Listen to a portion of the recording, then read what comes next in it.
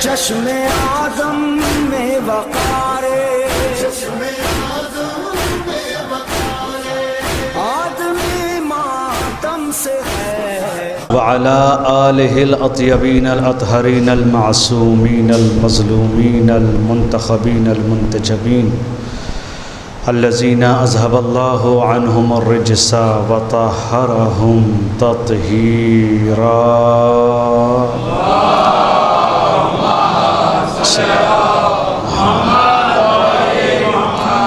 لا سيما بقية الله في الأراضين روحي وأرواح العالمين لتراب مقدمه الفداء ولعنة الأبدية على أعدائهم وقتلتهم وغاصبي حقوقهم ومنكري فضائلهم أجمعين من الآن إلى يوم الدين. أما بعد فقد قال رسول الله صلى الله عليه وآله وسلم من مات ولم يعرف امام زمانه مات میتة جاہلیہ. صلوات پر محمد.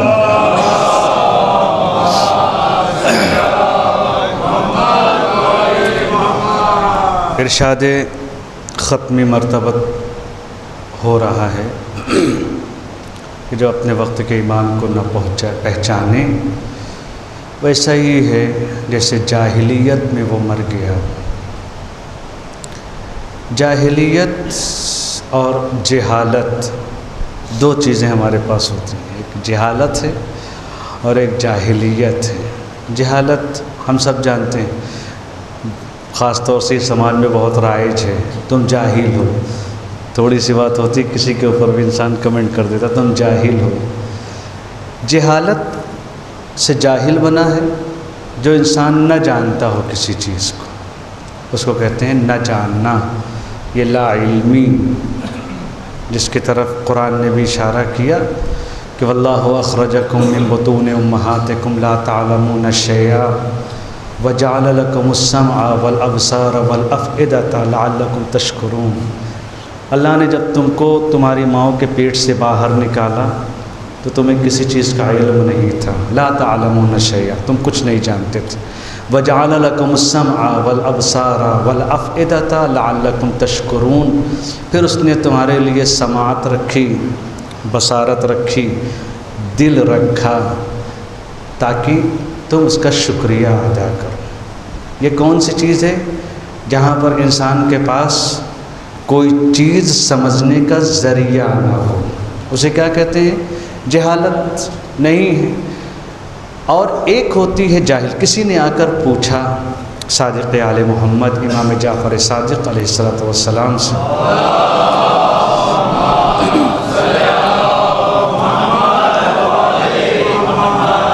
کہ مولا آپ یہ بتائیے آپ کے جد نے جو یہ کہا ہے کہ من ماتا ولم یعرف امام زمانہ، صلوات پڑھ دے محمد و آل محمد.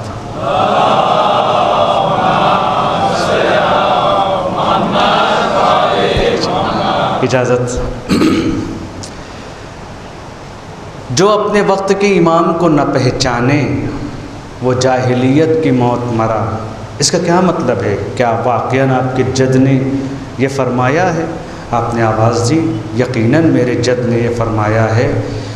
تو جو امام میں وقت کو اپنے نہ پہچانے اور وہ مر جائے تو جاہلیت کی موت. امام نے فرمائی یہاں پہ جاہلیت کی موت کا مطلب کفر، نفاق اور بے دینی ہے.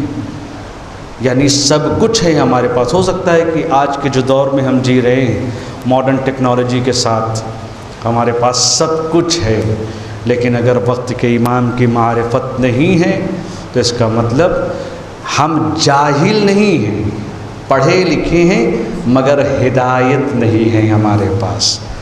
اور جب علم کے ذریعے سے انسان کو ہدایت نہ ملے تو وہ علم کسی کام کا نہیں ہے۔ ضروری ہے کہ انسان پہچانے اور جانے کہ اللہ نے ہمیں کیوں خلق کیا ہے۔ دوسری چیز آپ کے سامنے عرض کرتا چلوں وہ یہ ہے کہ اس مجلس کا جو عنوان ہے وہ امام زمانہ عجل اللہ تعالی فرجہ الشریف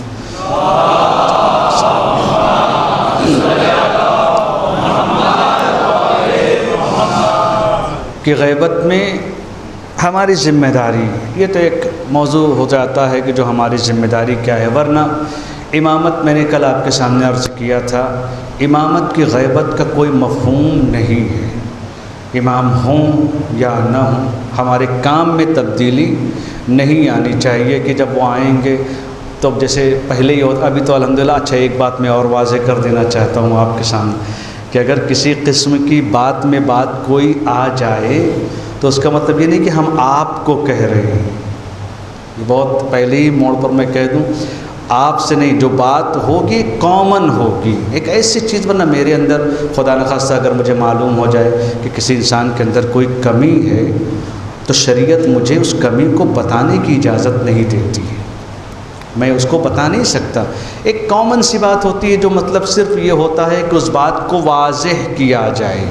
امام کی غیبت میں ذمہ داریاں، کسی کی کوئی ذمہ داری سے بچا نہیں ہے، اپنی سب کی اپنی اپنی ذمہ داری ہے اور اپنی اپنی ذمہ داریوں کو پورا کرنا ہے۔ میں ایک بات پھر کہہ دوں، امام کی نظر میں امتی بن کے جانا ہے، امام بن کے نہیں جانا۔ اللہ کی نظر میں بندہ بن کے جانا ہے، ماں باپ بن کے نہیں جانا ہے۔ یہ تو اللہ نے دنیا چلانے کے لیے کچھ رشتے دے دیے تاکہ احترام ایک دوسرے کا باقی رہے، ورنہ اللہ کو بندے چاہیے، ماں باپ کی اس کو ضرورت کیا ہے؟ امام کو امتی چاہیے، امام کو اطاعت گزار چاہیے۔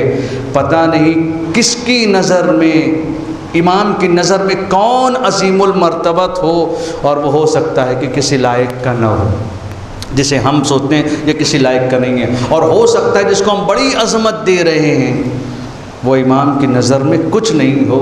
اس لیے کہ امام ذات، پات، خاندان، نسل یہ دیکھ کر منصب نہیں دیتے، اگر یہ دیکھ کر منصب دیتے تو عرب کے سارے صاحب عزت ہوتے، سلمان فارسی بے عزت ہوتے۔ مگر ہوا کیا، جو عرب کے سارے صاحبان نسب تھے وہ سب کے سب جہاں گئے وہ آپ سب جانتے ہیں، فارس کا رہنے والا غلام سلمان فارسی بن گیا۔ صلوات پڑھ دے محمد وآل محمد پر۔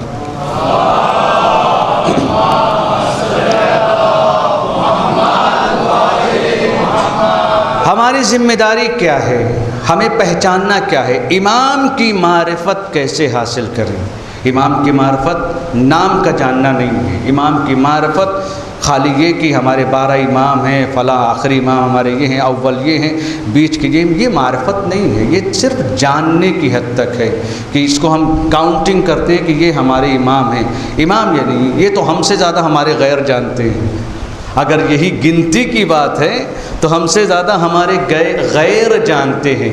امام کی معرفت کا مطلب یہ ہے جو امام کہیں اسے سمجھو اور اس کے سامنے اطاعت کرنے کا جذبہ رکھو، اور جب یہ اطاعت کا جذبہ ہمارے اندر آ جائے گا تو پھر ہمارے لیے بات بہت واضح ہو جائے گی کہ ہماری ذمہ داری کیا ہے آج کے زمانے میں۔ اسی لیے جو کہا جائے رئیس القوم خادمہم، اگر کسی قوم کا رئیس ہو، آج کے ہمارے یہاں ایک معمولی سا چپراسی بھی کسی اگر فیکٹری میں ہے، کمپنی میں ہے، اور خاص طور سے جو گورنمنٹ امپلائیز ہیں ان کی تو حالت آپ خود ہی سمجھیں، ماشاءاللہ کیا روب ہوتا ہے ان کا۔ ایک سپاہی بھی اپنے آپ کو ڈی ایم سے کم نہیں سمجھتا ہے۔ اللہ کہتا ہے اگر تمہارے پاس منصب مل جائے تو منصب کا مطلب اتراؤ نہیں، منصب کا مطلب خدمت کرو۔ یہی انسان کو اپنی ذمہ داری سمجھنا ہے، انسان کو اپنا وظیفہ سمجھنا ہے، اور جب ہم نے اپنے وظیفے کو سمجھ لیا، امام کو پہچان لیا، ورنہ پھر وہی بات جو کل آئی تھی، کون نہیں جانتا تھا کہ امام حسین رسول کے نواسے ہیں؟ کون نہیں جانتا تھا کہ یہ امام برحق ہیں؟ کون نہیں جانتا تھا کہ یہ حق کے لیے نکلے ہیں، باطل کے خلاف قیام کرنے کے لیے؟ اگر جرأت انسان کے اندر اللہ بس جائے، اگر انسان کے اندر اللہ بچ جائے تو 72 نکلے تھے دنیا کی سب سے بڑی طاقت کے خلاف۔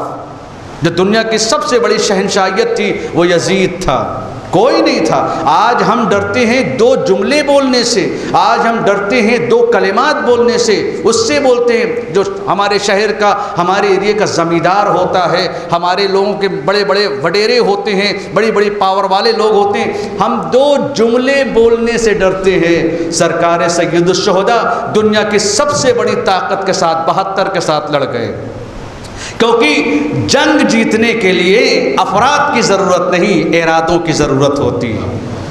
اگر جنگ لشکر کے ساتھ جیتی جاتی تو آج یزید کا نام ہوتا، اگر لشکر کے ساتھ جیتی جاتی تو لوگ یزید کا کلمہ پڑھ رہے ہوتے، مگر دنیا نے دیکھ لیا جب ارادے مضبوط ہوں تو سر کٹا کے بھی سر بلندی نصیب ہو جاتی ہے۔ صلوات پڑھ دے محمد و آل محمد پر۔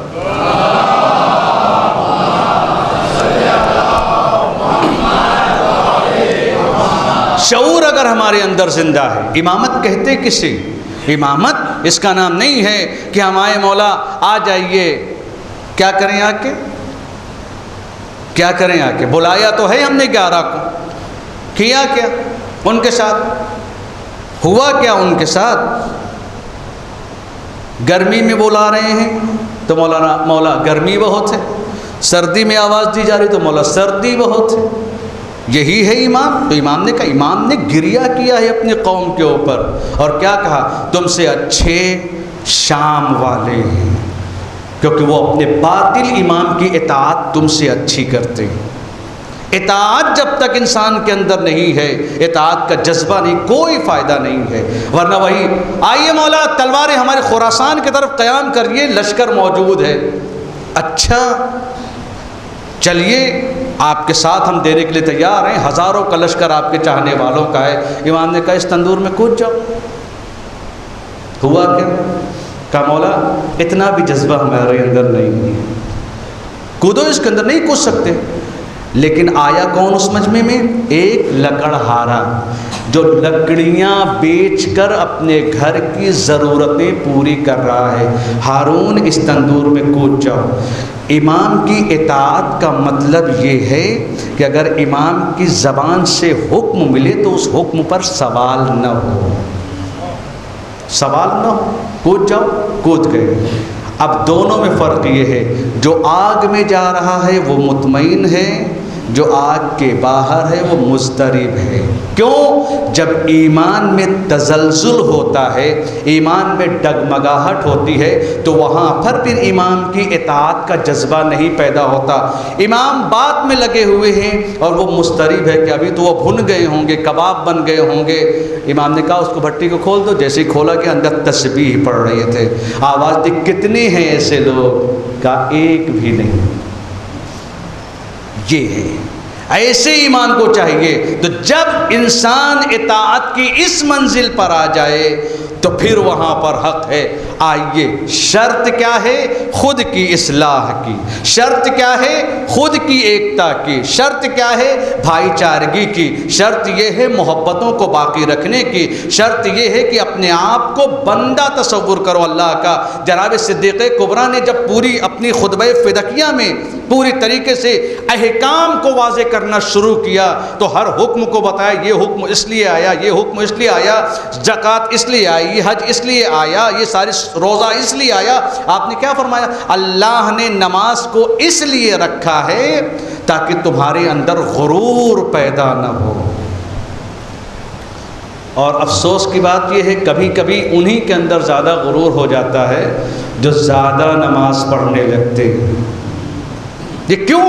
کہا اس لیے کہ نماز تو پڑھ لی لیکن نماز نے اس کے اندر بندگی کا احساس نہیں دلایا، اور جو نماز بندگی کا احساس عطا نہ کر سکے وہ نماز نہیں ہے، وہ صرف ایک وقت کی عادت ہے۔ عادت نجات دینے والی نہیں ہے، عبادت نجات دینے والی۔ صلوات پڑھ دے محمد آل محمد پر۔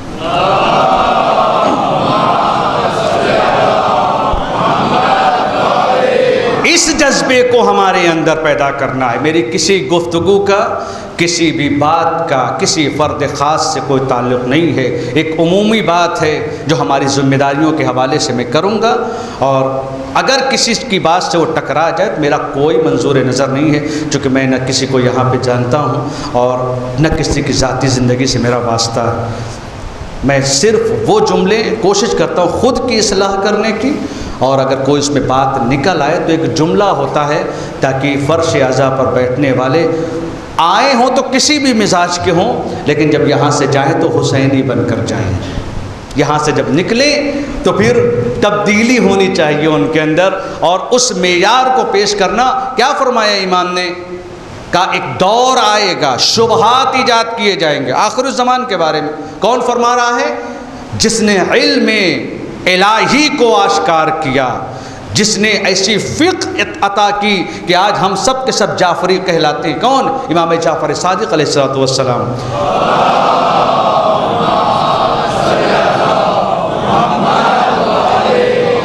کیا فرمایا آپ نے؟ کہا دور ایسا آئے گا جب شبہات ایجاد کیے جائیں گے۔ ہے نا دور آج شبہات؟ ہر انسان دین کا ٹھیکیدار بنا ہوا ہے، ہر انسان دین کا ذمہ دار بنا ہوا ہے، ہر انسان کی زبان سے جو نکل جائے وہی دین، جو وہ کہے وہ دین۔ ہمیں اللہ نے یہ اختیار نہیں دیا جو کرے جو کہیں اور دیکھ کر خاموش ہو جائیں۔ اللہ نے صرف یہ عصمت کو حق دیا ہے کہ تمہارا بولنا دین، تمہارا کرنا دین، اگر کسی کے عمل کی تائید کر دو تو وہ دین، اس کے علاوہ کسی کو حق نہیں ہے۔ شبہات ایجاد کیے جائیں گے۔ اگر ایسے دور میں تم رہنا تو وہ دعا پڑھنا جو غرق ہوتا ہوا سمندروں میں انسان دعا کرتا ہے۔ آواز دی ابن رسول اللہ، کون سی دعا کریں گے ہم کہ جیسے غرق ہو رہا ہو؟ آج کا زمانہ ویسے ہی ہے جیسے سمندر ہو، تلاتم موجیں مار رہا ہو سمندر، ایسی حالت میں ہم غرق۔ بظاہر ہم یہاں پر آپ کے سامنے بول رہے ہیں، آپ سن رہے ہیں، لیکن ایک ہوتا ہے جسم کا زمین میں اور پانی میں غرق ہو جانا، اور ایک ہوتا ہے فکروں کا غرق ہو جانا۔ ایک جسم اگر غرق ہو جائے تو ایک انسان کی موت ہوتی ہے، لیکن اگر فکر غرق ہو جائے تو پورے معاشرے کی موت ہو جاتی ہے۔ شبہات ایجاد ہوں گے تو وہ دعا کرنا جو ایک غرق ہونے والا، ڈوبنے والا انسان دعائیں کرتا ہے۔ ابن رسول اللہ، کون سی دعا کریں؟ کہا جب یہ وقت آ جائے تو دعا یہی کرنا، یا اللہ ہو، یا رحمان ہو، یا رحیم، یا مقلب القلوب ثبت قلبی علی دینک۔ آج یہ وقت ہے پروردگار ہمارا دین بچا لے، چونکہ شبہات کا دور ہے، ہر طرف وہ باطل جس کو دیکھیے اپنے حق کا پتہ نہیں ہے، آپ کے باطل کو ہم بیان کر رہے ہیں۔ یہ کون سا دین ہے؟ یہ تو دین نہیں آیا تھا۔ اس لیے پہلے اپنی حقانیت کو ثابت کریے، پھر کسی کے باطل کو ثابت کریے گا، اس لیے کہ جب اپنے حق کا علم نہ ہو اور کسی کو باطل کہا جائے، سب سے بڑی گمراہی یہی ہے۔ صلوات پڑھ دیں محمد آل محمد پر۔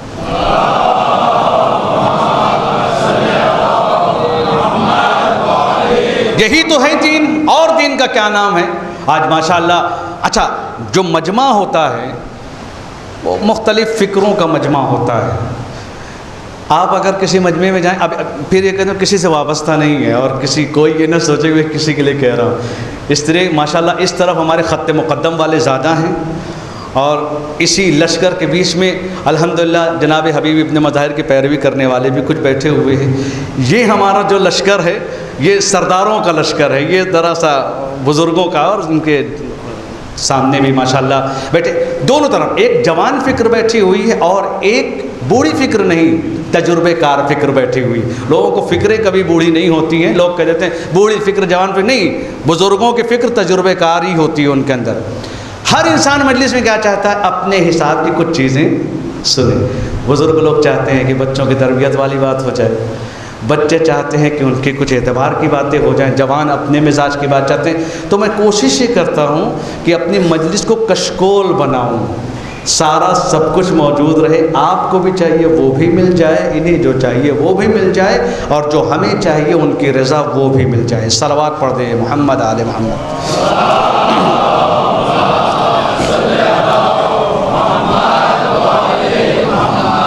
کیا ہے؟ سب سے بڑا دین کا مرکز حق کو ادا کرنا ہے۔ امام کی غیبت، اسی تو نماز تو پہلے بھی پڑھتے تھے، لوگ نہیں پڑھتے تھے، یہی تو کہتے ہیں نا بزرگان، کربلا میں نمازیوں ہی کا مجمع ہے، یزیدی بھی نمازی ہیں، حسینی بھی نمازی ہیں، نمازی دونوں ہیں، لیکن نماز نے ان کو سدھارا نہیں۔ کیوں؟ کیونکہ نماز تب تک نہیں سدھار سکتی جب تک ہم سدھرنا نہ چاہیں۔ انک لا تہدی من احببت ولکن اللہ یہدی من یشاء الی صراط مستقیم۔ رسول آپ کسی کو سدھار نہیں سکتے، کسی کی ہدایت نہیں کر سکتے مگر یہ کہ وہ خود ہدایت لینا چاہے، یا دوسرا ترجمہ مگر یہ کہ اللہ اس کی ہدایت کرنا چاہے۔ تو چونکہ دوسرا معنی مطابق نہیں ہو رہا ہے، لہذا خود انسان جب تک ہدایت لینا نہ چاہے، نبی کے گھر کے لوگ بھی ہوں تو ہدایت نہیں مل سکتی۔ شرط ہدایت یہ ہے کہ انسان اپنے دل کو پاک کرے، شرط ہدایت یہ ہے کہ وہ اپنے آپ کو آمادہ کرے کہ ہدایت کو تسلیم کر سکے۔ اس لیے کہ گندے برتن میں تو آب زمزم بھی نجس ہو جاتا ہے، ضرورت ہے اس ظرف کو پاک کرنے کی، اس چیز کو، اس جگہ کو پاک کرنے کی جس میں وہ پانی رکھا جائے۔ جب تک وہ جگہ گندی ہے تب تک اس کا کوئی فائدہ نہیں۔ اگر چاہتے ہو کہ اس کا اثر ہو جائے تو ضرورت ہے اپنے آپ کو پاک کرو۔ آج مصیبت حقوق کی ہے، کہاں انسان وہی والا حال ہے کہ ہم وہ چیز لینا چاہتے ہیں جو ہمیں پسند نہیں۔ عزیزوں میں ایک جملہ کہوں گا، ہم ڈاکٹر کے پاس، بچے ہیں چھوٹے، ڈاکٹروں کے پاس جاتے ہو، سوئی دیکھ کے تو رونے ہی لگتے ہو گے نا، ادھر اس نے انجیکشن نکالی اور ہم رونا شروع کر دیں۔ کیوں روتے ہو؟ روتے کیوں ہو؟ مگر وہ ماں باپ، توجہ چاہتا ہوں میں اپنے بزرگوں کی، وہ ماں باپ جو اپنے بچوں کو ہر مصیبت سے بچاتے ہیں، اگر آپریشن ہو رہا ہو، ڈاکٹر انجیکشن لگا رہا ہو تو آپ بچے کو وہاں سے لے کے بھاگ آئیں گے، لے کے بھاگ آئیں گے۔ کتنی مرتبہ تو ہوتا ہوگا زبردستی بابا پٹک کے لٹا دیتے ہوں گے کہ لگاؤ دو چار اور، ہے نا؟ ایسے ہی ہوتا ہے نا، کیوں نہیں لے کے آئے؟ بھائی باپ کی ذمہ داری اولاد کو بچانا ہے، زخم سے بچانا ہے، مصیبتوں سے بچانا ہے، تو آخر باپ کے سامنے وہ کاٹ رہا ہے، وہ سوئی لگا رہا ہے، وہ دوائیں دے رہا ہے، کڑوی کڑوی دوائیں کہ انسان کو مردے اگر ہو تو وہ زندہ ہو جائیں، ایسی ایسی کڑوی کڑوی دوائیں ہوتی، کھائی نہیں جاتی۔ اب تو جو کڑوی دوائیں ان کو کیپسول میں لگا کر فٹ کر کے دے دیتے ہیں کہ بھیا ان کی کڑواہٹ تم کو محسوس نہ ہو، پیٹ کے اندر جائے، اس کا اثر ہو۔ کیوں نہیں بھاگتے؟ ایک سامنے سے کوئی خنجر لے کے بھاگ رہا ہو، آپ کو دوڑا رہا ہو، آپ رکیں گے وہاں پر؟ ہم بھاگیں گے بھائی۔ عقل یہ کہتی ہے جہاں زخم لگنے کا ڈر ہو وہ میدان چھوڑ دو، یہی کہتی ہے نا۔ تو ڈاکٹر کے پاس ہم کٹوانے کیوں پہنچ جاتے ہیں؟ اور اتنا اعتبار کہ آپ دوا کھلا کے بے ہوش کر دیجیے، جہاں جہاں دل چاہے کاٹیے۔ ایسا ہی ہوتا ہے نا، آپ میں سے کوئی ڈاکٹرز ہوں گے وہ جانتے ہیں بھائی کیوں؟ کہا اس لیے کہ ہمیں معلوم ہے کہ اس میں درد ہے مگر درد کے پیچھے شفا ہے۔ یہی ہے نا، دوا میں کڑواہٹ ہے مگر کڑواہٹ میں شفا ہے، زخم لگتا ہے درد ہے مگر اس درد میں شفا ہے، انجیکٹ کر رہا ہے اس سوئی کے چبھنے میں درد ہے لیکن جو انجیکشن اندر جا رہا ہے اس میں شفا ہے۔ تمہیں ڈاکٹر کی حکمت پسند آئی، خدا کی حکمت سمجھ میں نہیں آئی؟ ہم نے ڈاکٹر کو تو سمجھ لیا کہ ایک انجیکشن لگانے سے اگر بخار اتر جائے تو ہم انجیکشن لگوانے کو تیار ہو جاتے ہیں۔ اگر خدا کہہ رہا نامحرم کو نہ دیکھو، تمہاری عفت چاک چاک ہو رہی ہے، وہاں پر ہم کو حکمت سمجھ میں نہیں آ رہی۔ کیوں؟ کہا اگر ڈاکٹر کے برابر خدا پر اعتبار ہوتا تو کبھی نگاہیں نہ اٹھتی۔ صلوات پڑھ دیں محمد آل محمد پر۔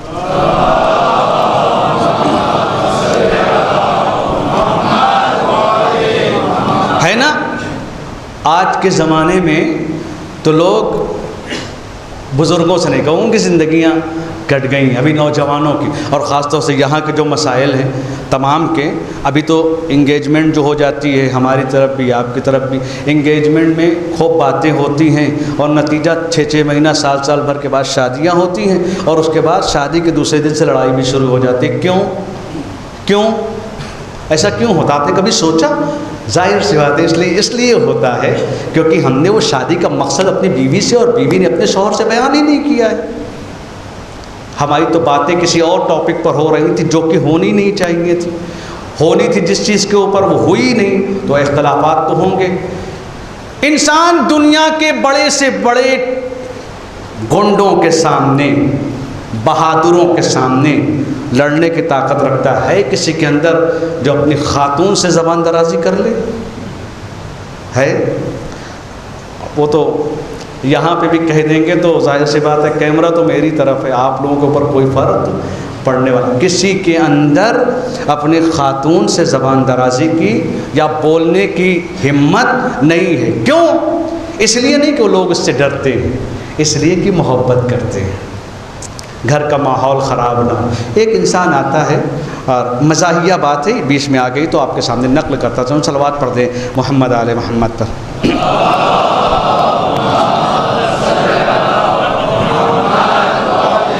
بڑی اچھی بات ہے، کسی کے اندر، اچھا مرد کے اندر، حقیقت ہے یہ، مرد کے اندر قوت برداشت زیادہ ہے، عورتوں کے اندر ظاہری برداشت چاہے کم ہو لیکن ان کے اندر وہ احساسات زیادہ ہیں جو اپنے غم کو، اپنی مصیبتوں کو برداشت کر سکتی ہیں، لیکن کچھ چیزیں وہ سامنے کی برداشت نہیں کر پاتی۔ مثلا مثال کے طور پر اگر کسی کے خاتون کوئی غلطی کرے اور سامنے سے کہہ دی تم نے یہ غلطی کیا ہے، تو جب سے آپ کی شادی ہوئی ہے ساری غلطی اسی وقت گنا دی جائے گی کہ تم نے کیا کیا غلطی کی تھی۔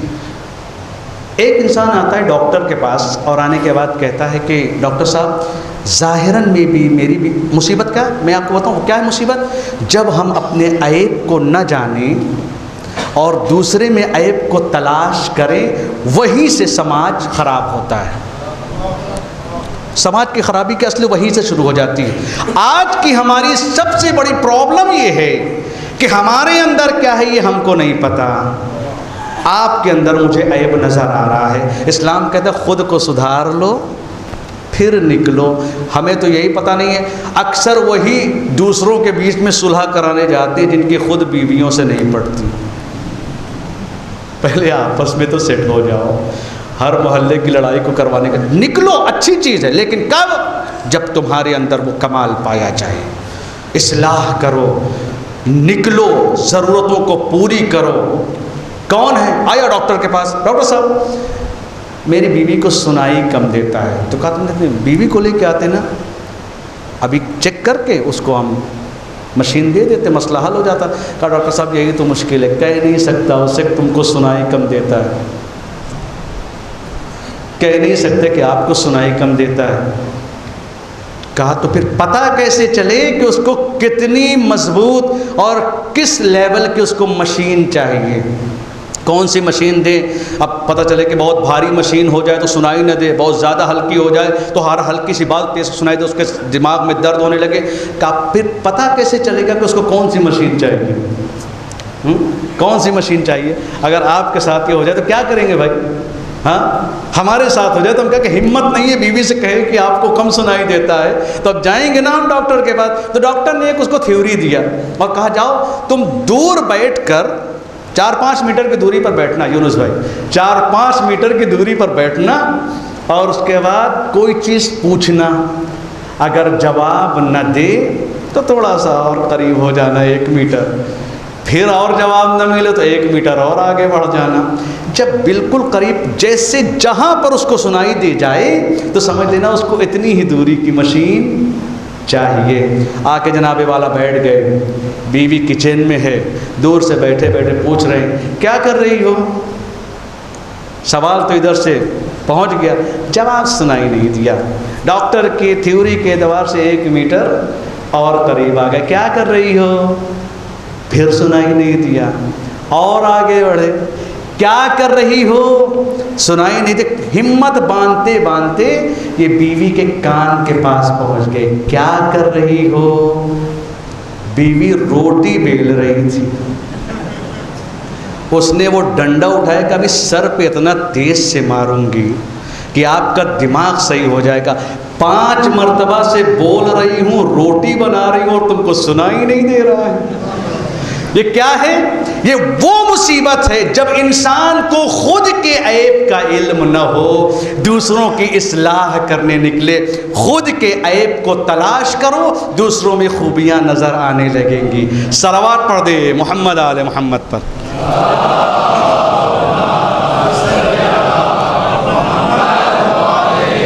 یہ اصل یہ ہے دین۔ ہماری ذمہ داری کیا ہے؟ ہماری ذمہ داری اصلاح نفس ہے۔ ہماری ذمہ داری، اگر نفس سدھر گیا تو پورا سماج سدھر جائے گا، اگر نفس کی اصلاح ہو گئی تو ہر شے سدھر جائے گی۔ چلا ایک عابد جو عبادت میں ماہر ہے، پورے معاشرے میں مشہور ہے، لیکن ایک جملہ میں کہوں گا عزیزو، بعض اوقات یہ ہوتا ہے کہ اگر مولانا کی بیوی بے پردہ ہو جائے تو لوگ مولانا کے اوپر بھی کبھی کبھی وہ بھی اعتراض کر دیتے ہیں جن کے گھر میں شاید ضرورت کے طور پر چادر بھی نہ ملے۔ اسلام مولانا صاحب کے لیے اکیلا نہیں آیا ہے، اسلام سب کے لیے آیا ہے۔ لہٰذا کسی عالم یا کسی عابد کی عبادت یا علم پر اعتراض کرنے سے پہلے خود کی اصلاح ضروری ہے، یہ ضروری ہے۔ اسلام نے نامحرم اور محرم کا قانون سب کے لیے بنایا ہے، کوئی اس سے الگ نہیں۔ اسلام نے بیاج خوری سب کے لیے حرام کی ہے، کوئی اس سے الگ نہیں ہے۔ اسلام نے جو تمام تر حکم آئے ہیں، جو تمام تر احکام نافذ ہوئے ہیں، وہ کوئی اس سے ایک بھی الگ نہیں ہے۔ یہ نہیں ہے کہ یہ امام جماعت کریں گے ہم نہیں کریں گے، آپ آئیے صبح کی نماز میں، ہم تو سوتے رہتے ہیں۔ بلائیے ان کو، یقیناً وہ آئیں، لیکن ہماری بھی ذمہ داری یہ ہے کہ اگر ہم کو راستہ پتہ ہو، کوئی ڈر نہ ہو، تو ہم بھی کوشش کریں آنے کی، کیونکہ سماج فرد سے سدھرتا ہے، تنہا فرد سے نہیں سدھرتا۔ صلوات پڑھ دے محمد آل محمد پر۔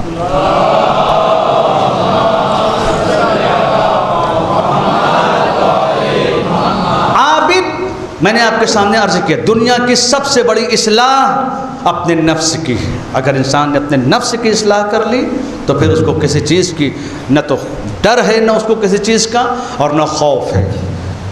عابد آج اس راستے سے گزر رہا ہے جس راستے پر ایک شہر کی سب سے خوبصورت اور مشہور بدکار عورت بیٹھتی ہے۔ کوئی مجال نہیں کہ وہاں سے گزر جائے اور اس سے ملاقات نہ کرے۔ ان النفس لامارۃ بالسوء الا ما رحم ربی۔ یوسف جیسا نبی بھی جب عورت کے مقابلے میں آئے تو خدا کی پناہ مانگے۔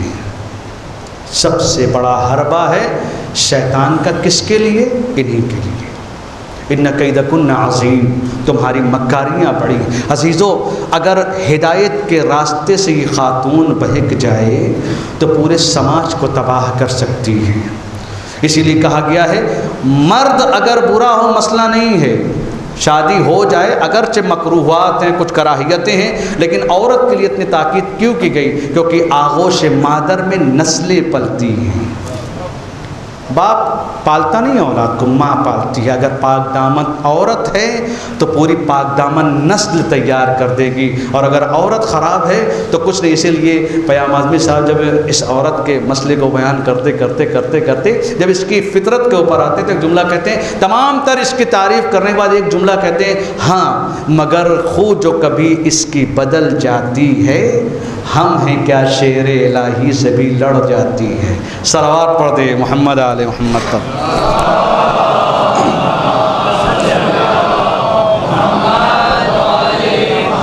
پیش کیا ایسے راستے سے وہ جا رہا ہے جہاں پر شہر کی سب سے مشہور اور خوبصورت خاتون بیٹھتی ہے، لوگوں کو اپنی طرف رغبت دلانے کے لیے۔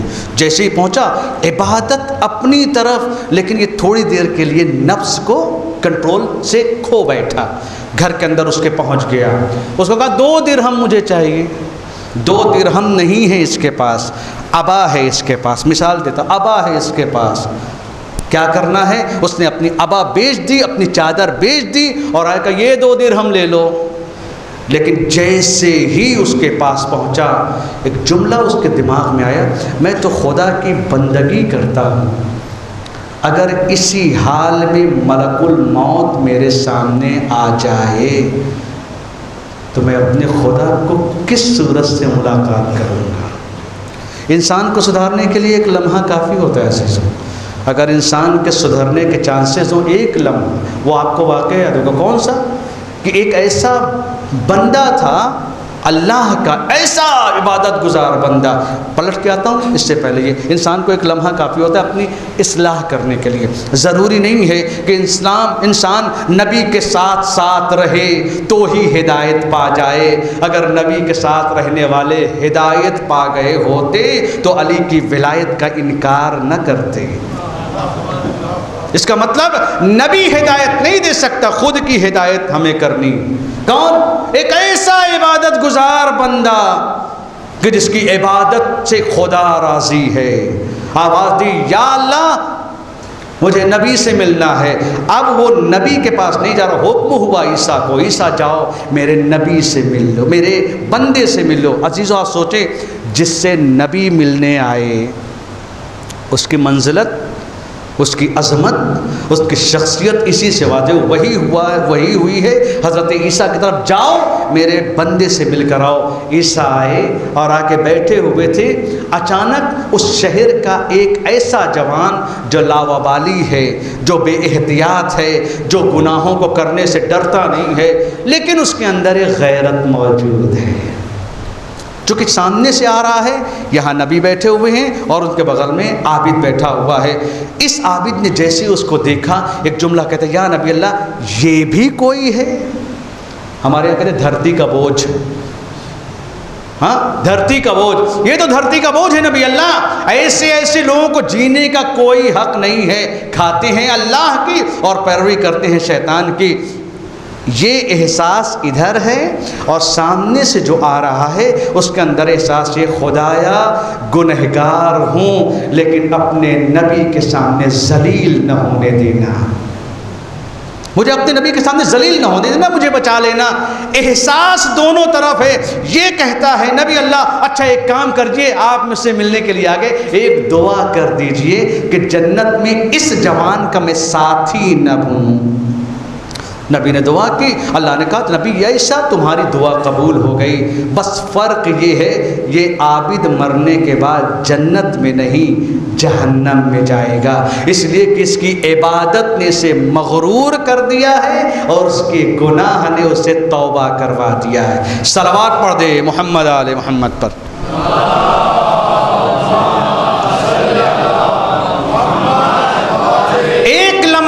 انسان کی اصلاح کے لیے کافی ہے. ہمیں یہ ہمیشہ احساس ہونا چاہیے ہم کس کے زمانے میں جی رہے ہیں. اپنے امام کے دور میں.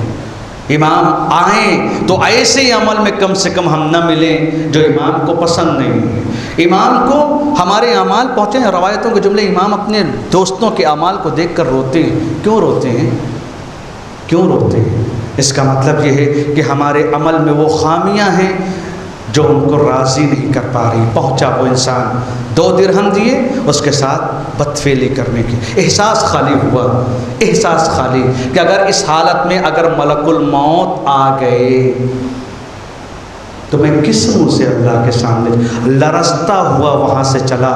ایک جملہ وہ کہتا ہے مجھے تمہارے ساتھ تھوڑی دیر کی لذت نہیں چاہیے، مجھے خدا کے ساتھ ہمیشہ رہنا ہے.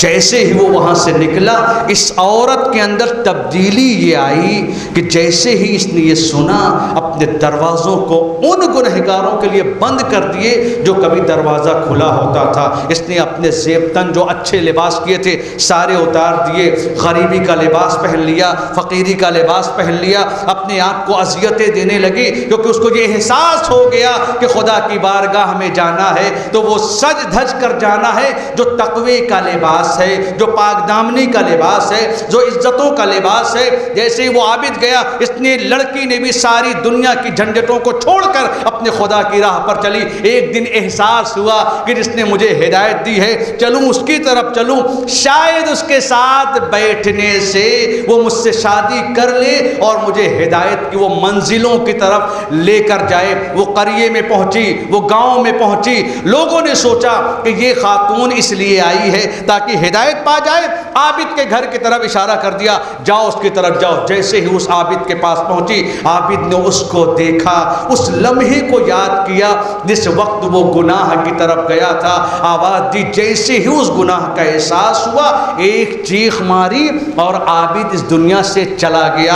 روایت کے جملے ہیں, جیسے ہی وہ عابد گیا ہے اس خاتون نے دعا مانگی, پروردگار مجھے بھی اس دنیا سے اٹھا لے. وہ خاتون بھی اس دنیا سے چلی گئی. عزیزو, اللہ کے راستے پر چلنے کے لیے صدیوں کی ضرورت نہیں ہے, لمحوں کی ضرورت ہے. اگر وہ لمحے ہمیں سدھار لے جائیں تو ہمیں یہ حق ہے, ورنہ تاریخ نے کہا ہے جو نبی کے شہر میں رہتے تھے انہوں نے حسین کو مرنے کے لیے اکیلا چھوڑ دیا. چند لمحوں کی ملاقات نے وہب قلبی کو جنتی بنا دیا. کون ہے؟ کرسچن ہے, عیسائی ہے, جو دین کو نہیں جانتا, شریعت کو نہیں جانتا, کسی چیز کو نہیں جانتا, لیکن جس کے اندر, جس کے دل میں ہدایت کا چراغ روشن ہو, اسے ہدایت لینے کے لیے برسوں کی ضرورت نہیں ہے, وہ لمحوں میں خود کو تبدیل کر دیتے. صلوات پڑھ دے محمد و آل محمد پر.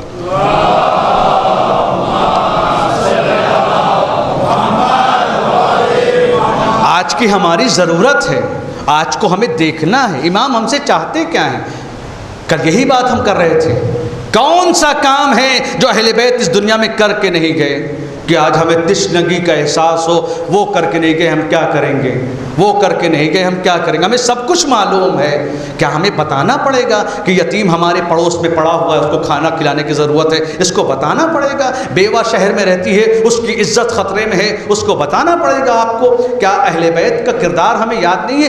کربلا میں جو سب سے بڑا مسئلہ مورخین نے لکھا ہے اور وہ یہ ہے کہ امام حسین علیہ السلام کے جسم پر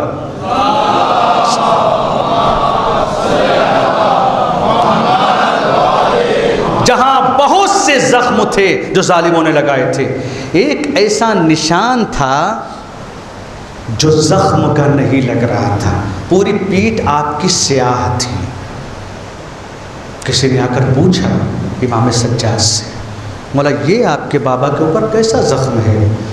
کہا رات کے تاریکی میں جب مدینہ سوتا تھا تو میرا بابا پیٹھ پر کھانے کا سامان لے کر یتیموں اور مسکینوں کا خیال رکھتا تھا. کیا ہمیں معلوم نہیں ہے کون سی عبادت؟ اگر ہمارے پڑوسی بھوکے ہیں تو ہمیں کون سی عبادت چاہیے؟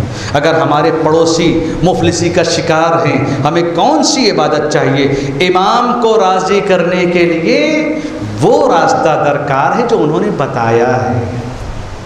آج ہمارے پاس کیا نہیں, اور اس کے بعد ہمیں کرنا کیا؟ امام کو راضی کرنے کے لیے کیا کرنا چاہیے؟ غیبت میں ہماری ذمہ داریاں کیا ہیں؟ کون سی چیز نہیں؟ آدم شبہات ایجاد کیے جا رہے ہیں. مسلمانوں میں لڑ رہا ہے, شیعہ لڑ رہے ہیں. امام نے کیا کہا؟ کسی مفضل, آپ مفضل کو جانتے ہیں, بہت بڑی کتاب توحید مفضل کے نام سے, امام کے بڑے مشہور صحابی ہیں, آئے اداس تھے, چھٹے امام کے سامنے اداس ہیں. مولا بڑا دکھ ہوا آج. کیا ہوا مفضل؟ کہا آپ کے دو ساتھی, جو چاہنے والے, دو شیعہ لڑ رہے تھے. ہاں کس لیے لڑ رہے تھے؟ کہا دونوں میں لین دین کو لے کر پیسے کی وجہ سے لڑ رہے تھے. امام گھر کے اندر گئے, آپ نے ایک لیا جو بنڈل ہوتا ہے, جو پیسے کا تھیلی لیا, اور لانے کے بعد مفضل کے ہاتھ میں رکھا. کہا مفضل انہیں بھی دے دینا, اور کچھ اس میں اور زیادہ ہے. آج کے بعد جب شیعوں کو پیسے کی وجہ سے لڑتے دیکھنا تو میرے شیعوں میں محبت باقی رہے, یہ پیسہ ادا کر دینا. کیا یہ نہیں بتایا ہم کو؟ اور آج ایک مومن کی توہین دولت کی وجہ سے, قرضے کی وجہ سے, مفلسی کی وجہ سے, بے روزگاری کی وجہ سے ہو رہی ہے, اور ہم دولت لیے بیٹھے ہیں, اس کی مدد نہیں کر رہے ہیں, اور امام کو راضی کرنا ہے. صلوات پڑھ دے محمد آل محمد پر.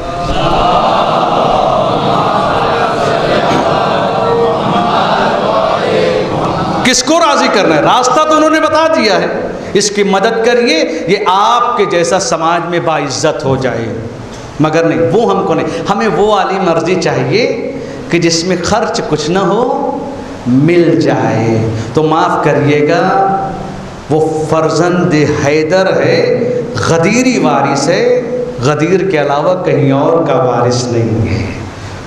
وہ رشتے دیکھ کر نہیں، عمل دیکھ کر راضی ہوگا۔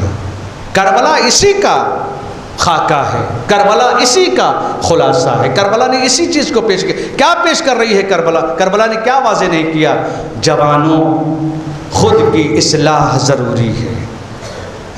امام حسین کے پاس وہ جوان تھے، ہمارے جوان قربان ہو جائیں ان کے اوپر۔ ایسی ایسی خواتین کہ جن کو کھلے آسمانوں نے نہیں دیکھا، امام کیوں لے کر چل رہے ہیں؟ ایسے ایسے بچے، امام کے بچوں کے بارے میں کہ امام کا بیٹا اتنا خوبصورت تھا جس کو ہم سب علی اکبر کہتے ہیں۔ آج ایک علی کا تذکرہ، پرسوں ایک علی کا ہو چکا ہے، کل انشاءاللہ اس علی کا تذکرہ ہوگا جو ان رونے والوں میں ہے جو 35 سال تک رویا ہے۔ ایسا علی جس کو علی اکبر کہتے ہیں، اتنا خوبصورت، اتنا حسین، اتنا جمیل کہ جب مدینے کی گلیوں سے وہ گزرتا ہے تو لوگ اپنی دکانوں کے باہر نکل کر دیکھتے ہیں۔ تو آپ خود سوچیں، جب اجنبیوں کو علی اکبر اتنا پیارا لگتا ہے تو ام لیلا کو کتنا پیارا لگتا ہوگا۔ یہی تو کہا تھا نا، جب سرحائے شہداء گزر رہے تھے، یہی تو لوگوں نے کہا تھا، اے خدا جب یہ جوان اس دنیا سے گیا ہو تو اس کی ماں اس دنیا میں نہ رہی ہو۔ ایک مرتبہ ام لیلا نے اپنا سر پیٹ لیا، مت کہو یہ ماں زندہ تھی، علی اکبر کا سر کاٹا گیا۔ اجرکم اللہ۔ کون علی اکبر؟ کون علی اکبر جس کے شہادت پر امام حسین کا ایک جملہ تھا، یا بنیا علی الدنیا بعدک الافا، اے میرے لال تیرے بعد اس زندگانی دنیا پر خاک ہو۔ حسین یوں ہی نہیں کہہ رہے ہیں انا قتیل العبرات، انا قتیل العبرات۔ مطلب کیا ہوا؟ مجھے رلا رلا کر مارا گیا، مجھے تڑپا تڑپا کر مارا گیا۔ حسین اپنے مصائب کا ذکر کر رہے ہیں، حسین اپنی مصیبتوں کو نہیں۔ حسین کو ہر جنازے، خدا نہ کرے خدا نہ کرے کسی کے گھر میں ایک موت ہو جائے تو صدیاں یاد رکھتا ہے وہ گھرانہ کہ ہمارا ایک جوان بیٹا مرا تھا۔ عزیزو، اگر کسی کے گھر میں جوان کی موت ہو جائے تو ماں زندگی بھر کسی جوان کا تذکرہ ہوتا ہے۔ گھر میں 4 جوان موجود ہوں پھر بھی اپنے اس مردہ جوان کو نہیں بھول پاتی ہے، ہمیشہ آنسو بہانے لگتی ہے، ہمیشہ گریہ کرنے لگتی ہے۔ ہائے حسین کی مجبوری، ایک سے پہر میں 18 جوان قتل کر دیے گئے۔ ایسے ایسے جوان، ایسے ایسے شبی امام کے سامنے آ کر کھڑا ہو گیا، بابا مجھے مرنے کی اجازت دے دیجئے۔ حسین نے ایک مرتبہ سر کو اٹھا کر دیکھا، علی اکبر کو اجازت دی تو کیسے دے؟ بعض اہل عرفان لکھتے ہیں امام کے اندر حوصلہ نہیں تھا کہ علی اکبر کو مرنے کی اجازت دیتے، ایک بہانہ کیا، جاؤ اپنی پھوپھی سے اجازت لے لو۔ علی اکبر پھوپھی کے پاس آئے، علی اکبر نے آواز دی، پھوپھی زینب مجھے مرنے کی اجازت دے دیجئے۔ پھوپھی نے ایک جملہ کہا، اے علی اکبر کیا 18 سال کے لیے اسی دن کے لیے پالا تھا؟ ایک جملہ کہا، پھوپھی اماں اگر کل قیامت میں دادی نے یہ پوچھ لیا تیرا علی اکبر پیارا تھا میرا حسین پیارا نہ تھا، اتنا سننا تھا، زینب تڑپ گئی، علی اکبر جاؤ اگر 1000 علی اکبر بھی قربان ہوں تو حسین پر قربان کر دوں گی۔ آئے علی اکبر، باپ نے سنا، باپ نے علی اکبر کو سجایا، باپ نے سر پہ امامہ رکھا، کمر سے تلوار حمائل کی، ایک مرتبہ چلے علی اکبر، جاؤ خدا حافظ، علی اکبر چلے، چند قدم چلے، احساس ہوا کوئی آتی ہوئی چیز گر گئی ہو، مڑ کر دیکھا تو کمر کو پکڑے ہوئے لڑکھڑاتا ہوا باپ چلا آ رہا ہے۔ اے بابا آپ نے تو رخصت کر دیا تھا، اے اولاد والو، اے جوانو، اپنے باپ کی قدر کرنا۔ ایک جملہ کہتے ہیں، اے علی اکبر کاش تم صاحب اولاد ہوتے، اے میرے لال کاش تم بھی اولاد والے ہوتے تو تمہیں پتا چلتا اولاد کا درد کیا ہوتا ہے۔ جاؤ علی اکبر خدا حافظ، ایک جملہ میں کہوں گا، علی اکبر گئے، علی اکبر پلٹ کے آئے۔ بعض اہل عرفان یہاں پر ایک جملہ کہتے ہیں، جو علی اکبر 3 دن سے العطش کو محسوس کر رہے ہیں، 3 دن سے خیمے میں پانی نہیں ہے، جنگ کرنے کے بعد علی اکبر باپ کے پاس پلٹ کر کیوں آئے؟ سنا ہے نا آپ نے، ایک جملہ کہا تھا نا شہزادہ علی اکبر نے، بابا پیاس مارے ڈال رہی ہے، بابا یہ لوہے کی سنگینی مجھے تکلیف دے رہی ہے، بابا اگر ایک قطرہ پانی کا مل جاتا تو میں ان کو بتا دیتا کہ بنی ہاشم کے جوانوں کی جنگ کیا ہوتی ہے۔ علی اکبر کو نہیں پتا کہ حسین کے پاس پانی نہیں ہے۔ بعض لوگ لکھتے ہیں علی اکبر جانتے تھے مگر ان کا دل تڑپ رہا تھا، کم سے کم آخری وقت ایک مرتبہ اپنے باپ کو جا کر دیکھ لے، ایک مرتبہ اور آ کر اپنے باپ کو آ کر دیکھ لے۔ ایک جملہ کہتے ہیں امام حسین نے، ایک جملہ کہا، اے علی اکبر اپنی زبان میرے دہن میں دے دو، علی اکبر اپنی زبان میرے دہن میں دے دو۔ رسول خدا نے علی اکبر امام حسین کوئی زبان اپنے منہ میں نہیں رکھی، حسین کے منہ میں اپنی زبان دی ہے، علی مرتضیٰ نے اپنی زبان حسین کے منہ میں دی ہے۔ اے مولا آپ علی اکبر سے کیوں کہہ رہے ہیں کہ وہ آپ کے منہ میں اپنی زبان رکھ دے؟ آپ علی اکبر کے زبان رکھ دیجئے، آپ علی اکبر کے منہ میں اپنی زبان رکھ دیجئے۔ عجب نہیں، یہ جواب میں نہیں دوں گا، یہ جواب علی اکبر دیں گے۔ علی اکبر نے اپنی زبان رکھی، تڑپ کے نکال لیا، اے بابا آپ کی زبان میں تو کانٹے پڑ گئے ہیں۔ بعض لوگ لکھتے ہیں شدت پیاس کی وجہ سے امام کی زبان منہ میں چپک گئی تھی جو نکل نہیں رہی تھی، انگوٹھی کو رکھا، اے علی اکبر خدا حافظ۔ علی اکبر گئے، اے بابا علی اکبر کا سلام ہو۔ کربلا کی زمین پر حسین منہ کے بل گرے، اے بیٹا میری آنکھوں کی روشنی چلی گئی۔ الا لعنت اللہ علی الظالمین، انا للہ و انا الیہ راجعون، رضا بقضائہ و تسلیما لامرہ۔